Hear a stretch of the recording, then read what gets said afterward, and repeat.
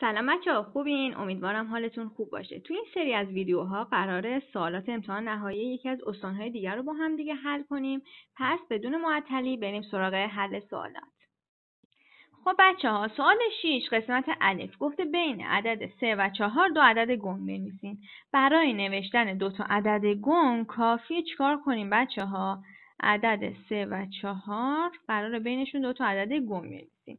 کافیه که عدد 3 و 4 رو به توان 2 برسونم، زیر رادیکال قرار بدم. خب اول از همه رادیکالاشو بکشم که شما یادتون نره که حتما رادیکال ها رو بذارین. خب حالا به توان 2 میرسونم. 3 به توان 2 میشه چند؟ 9. 4 به توان 2 16. خب حالا کافیه که اعداد بین 9 و 16 رو زیر رادیکال قرار بدم تا اعداد گنگ بینشون به دست بیاد. مثلا عدد 10، عدد 12، عدد 15 اینا همه اعداد گنگی هستن که بین عدد 3 و 4 قرار دارن. خب قسمت ب گفته مقایسه کنید.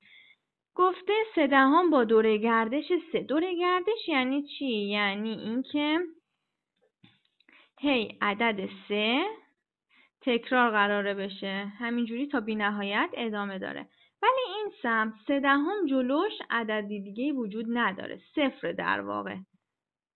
خب پس حالا واسه مقایسه به نظر شما کدوم یکی از این دوتا بزرگتره؟ مشخصه. نگاه کنین الان توی این قسمتی که واسهتون دارم زرد میکنم توی جفتش با هم دیگه یکسانه. حالا بیایم بریم با هم دیگه قسمتی که واسهتون آبی کمرنگ میکنم رو بررسی کنیم. خب بچه‌ها سمت چپ با سمت راست آبی رو بررسی کنیم. توی سمت چپ توی هایلایت آبی چه عددی وجود داره؟ 3. توی سمت راستی چنده؟ 0. خب مشخص عدد 3 بزرگتر از 0. پس علامت بزرگتر کوچکتر به سمت چپه. خب قسمت بعدی 3/5 و 2/3. بچه‌ها 3/5 یعنی چی؟ یعنی 6/10. 2/3 یعنی چی؟ خب 2 تقسیم بر 3. خب تقسیم نمیشه، من یه 0 میذارم به علاوه ممیز. خب یه دونه 0 میذارم جلوی 3 6 تا 18 تا 0 2. یه 0 دیگه میارم پایین میشه 20. دوباره 6 6. همینجوری ادامه داره. پس اینم چیه بچه‌ها؟ دوره گردش 6 داره.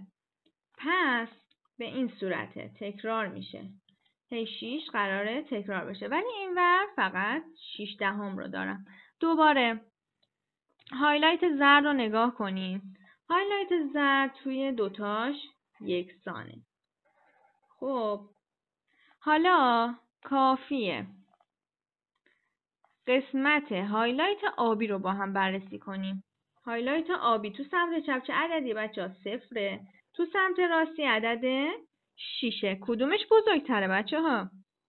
مشخصه. خب عدد سمت راست بزرگتره، پس علامت بزرگتر رو واسه سمت راستی قرار میدم. اینم از سوال 6.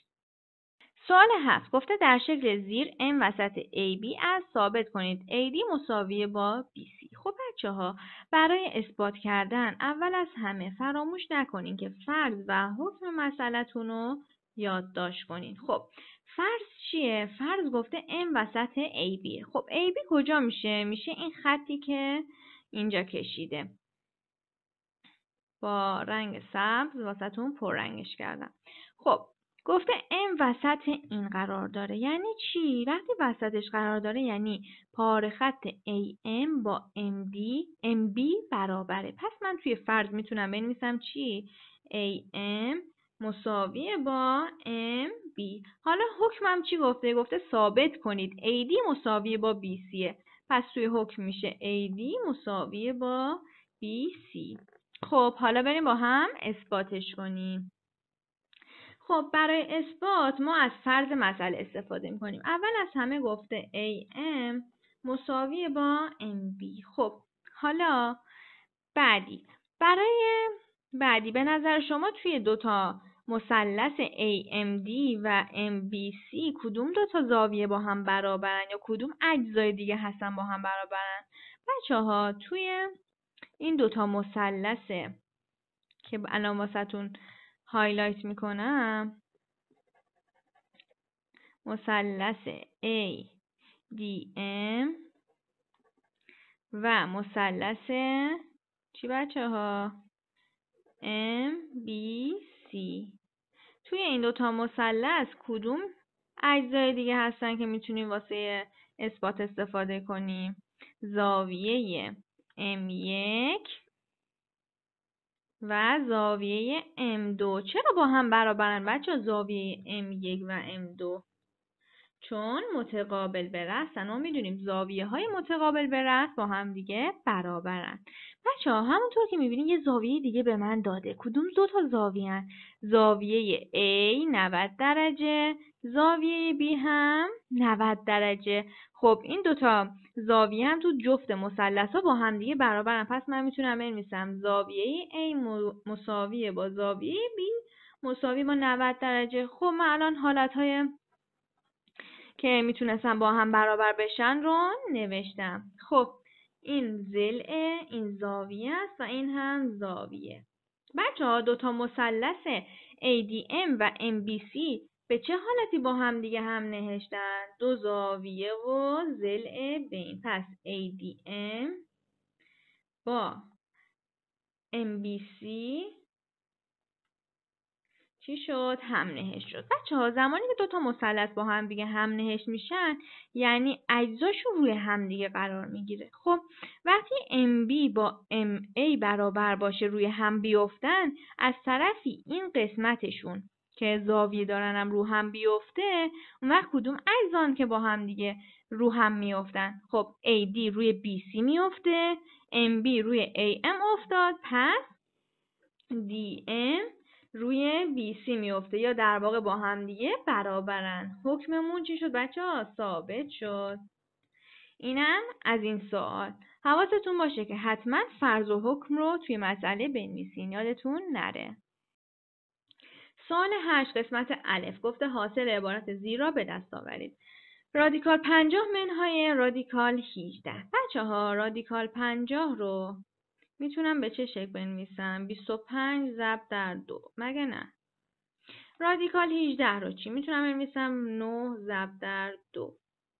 خب بیایم با هم دیگه اینو دوباره بنویسیم. رادیکال 25 ضرب در رادیکال 2. بچه ها اگر من داخل رادیکال ضرب یا تقسیم داشتم میتونم رادیکال این دوتا رو از هم جدا کنم، همینجوری که اینجا واسهتون نوشتم. خب علامت بینش منها بود. رادیکال 9 ضرب در رادیکال 2. خب حالا کافیه ساده ترش کنم. بچه ها رادیکال 25 جذر کامل داره، درسته؟ جوابش میشه چند؟ 5. رادیکال 9 چی؟ میشه جذرش عدد 3. پس در کل میشه 5 رادیکال 2 منهای 3 رادیکال 2. بچه ها قسمت رادیکالیشون با همدیگه برابره. پس من میتونم چیکار کنم؟ این دوتا رو با همدیگه از هم کم کنم. 5 منهای 3 میشه چند بچه ها؟ 2. قسمت رادیکالیشون هم که یکسان بود، پس می‌نویسم جواب شد چند بچه ها؟ 2 رادیکال 2. قسمت ب گفته حاصل عبارت زیر را به صورت تواندار بنویسید. خب 3 به توان منفی 12 بدون تغییر می‌نویسمش. علامت بینش ضربه. بچه ها گفته 1/3 به توان منفی 17. علامت منفی چیکار میکرد بچه ها؟ عبارت داخل این پرانتز رو معکوس میکرد. یعنی چی؟ یعنی الان 1/3 باید تبدیل بشه به چی؟ 3. و علامت منفی توان به مثبت 17 تغییر پیدا میکنه. پس چی شد؟ زمانی که یک توان منفی داشتین یعنی به این شکل آ به توان منفی 1 میشد چی بچه ها؟ 1 اوم، یعنی معکوس میشه. الان ما 1/3 داریم، اگر معکوس بشه میشه چی؟ 3. حواستون باشه علامت توان مثبت میشه. خب حالا پایه ها با هم برابرن و بینشون ضربه، پس با هم دیگه توان ها رو جمع میکنم. یکی از پایه ها رو نوشته منفی 12 به اضافه 17. در آخر هم دارم 3 به توان 17 منهای 12 میشه 3 به توان 5. اینم جواب قسمت ب. خب بچه‌ها به آخر این بخش از ویدیو رسیدیم. امیدوارم ویدیو براتون مفید بوده باشه. یادتون نره پارت های بعدی این ویدیو رو هم ببینین. برامون نظر و پیشنهاداتتون رو توی کامنت ها بنویسین. ویدیو رو لایک کنین و همچنین کانال ما رو سابسکرایب کنین. خیلی ممنونم. موفق باشین. خدا نگهدار.